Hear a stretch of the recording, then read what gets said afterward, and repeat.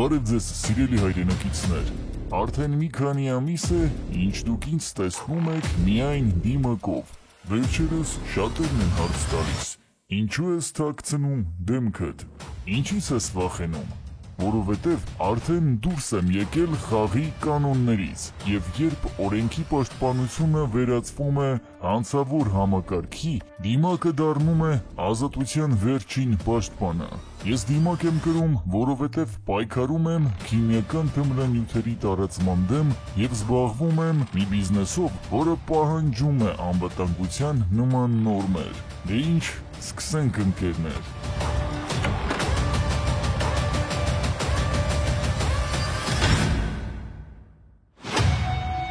Մենք մեր մաքուր Հայաստան նախաձեռնությամբ հետևողական պայքար ենք մղել հասարակական վայրերում քիմիական թմրանյութերի գովազդի դեմ, և դուք հավանաբար նկատել եք, որ վերջին մեկ տարում հազարավոր գովազդային գրառումներ, տելեգրամյան հարթակներ, որոնք վաճառում են քիմիա, անհետացել են։ Ես ոչ միայն հրապարակավ խոսել եմ այդ ժանտախտի դեմ, այլև փակել եմ տասնյակ մեծ հարթակներ, որոնց հետևում հանդես են եկել ոչ թե պատանիներ կամ փողոցային մանր վաճառողներ, այլ մարդիկ հստակ կապերով, ոստիկանության որոշ ներկայացուցիչներ, պետական համակարգում նստած պաշտոնյաներ, որոնք ոչ միայն աչք են փակում այս ամենի վրա,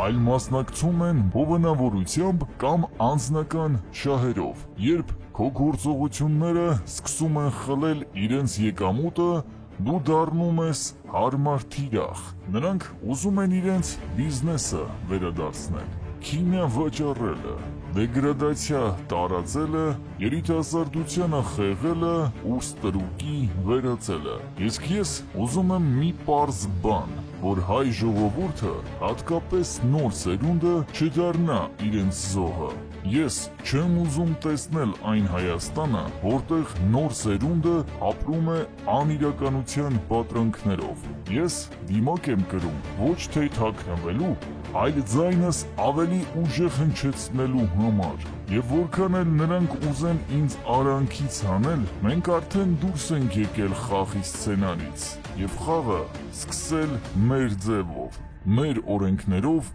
և մեր մաքուր գիտակցությամբ։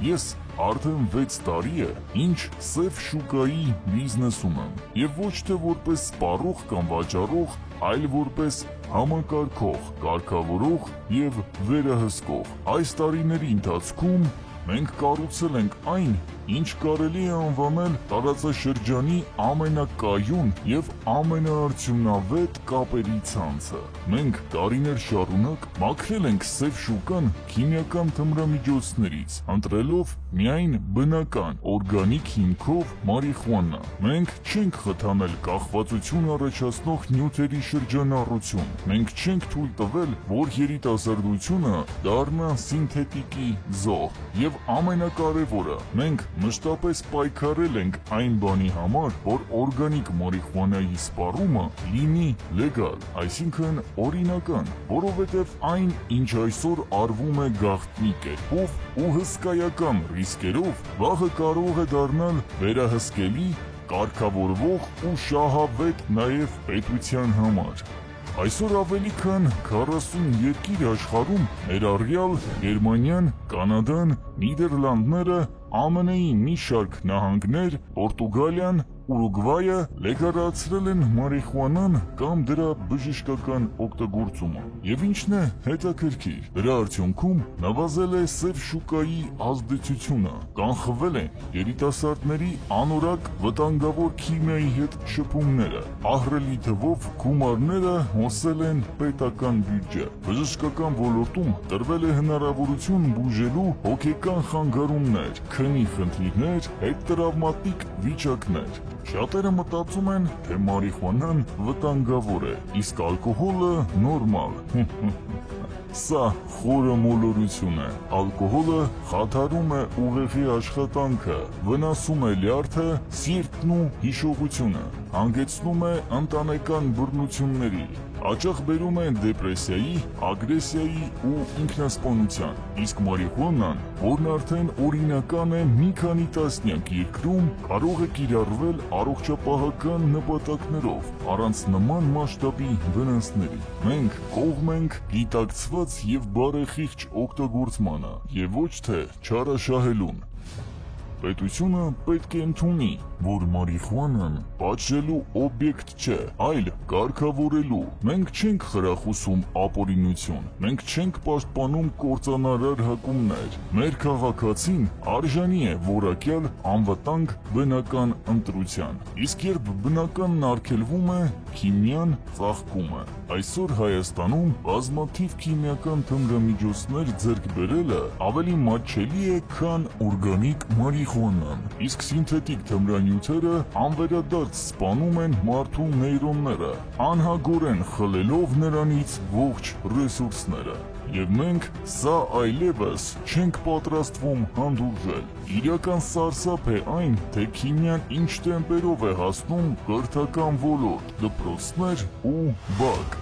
Լեգալ Հայաստանը հարթակ է, որը ձգտում է օրինական պայքարի, բայց երբ օրենքը կույր է դառնում, երբ արդարությունը դառնում է բիզնեսի խոչընդոտ, մենք պարտավոր ենք դառնալ հակակշիռ։ Մենք շարունակելու ենք պայքարել այն քաղաքականության դեմ, որը թույլ է տալիս մեր թշնամի պետություններին Հայաստանի Հանրապետությունում վաճառել մեծաքանակ քիմիական թմրամիջոցներ, բթացնելու եւ շեղելու մեր ազգին։ Այդ ճանապարհն է ինձ ստիպում մնալ անանուն։ Եթե դրա համար դիմակ պիտի կրեմ, ես կկրեմ այն։ Վերջերս Լեգալ Հայաստանը իրականացրեց մեծ բարեգործական ակցիա։ Այն կոչված էր ոչ միայն օգնելու կարիքավորներին, այլ նաև ցույց տալու, որ մեր պայքարը միայն սիմվոլիկ չէ։ Մենք չենք աշխատում գումարներ, որպեսզի միայն օգտագործենք մեզ համար։ Մեր վերջին ակցիայի ընթացքում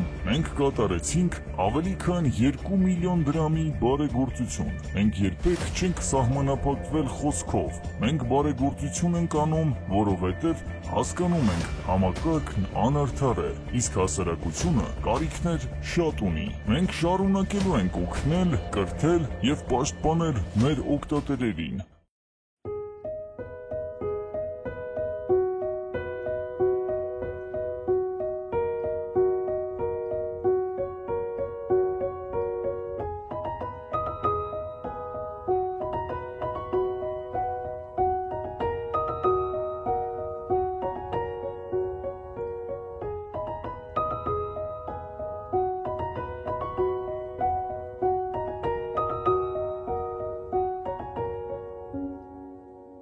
Լեգալ Հայաստանը ոչ միայն պայքար է, այլ նաև օգնության ձեռք արդեն իսկ իրականացված միլիոնավոր դրամների բարեգործությամբ։ Մենք կառուցում ենք մի իրականություն, որտեղ մարդկային գիտակցությունը թմրամիջոցների բիզնեսից վեր է։ Եթե դու եւս ուզում ես տեսնել այդ Հայաստանը, միացիր մեզ։ Բաժանորդագրվիր էջին, կիսվիր այս տեսանյութով ընկերներիդ հետ եւ միացիր մեր հարթակներին։ Սիրով Legalize Armenia-ի եւ Մաքուր Հայաստանի հիմնադիր Լեգալ Հայաստան։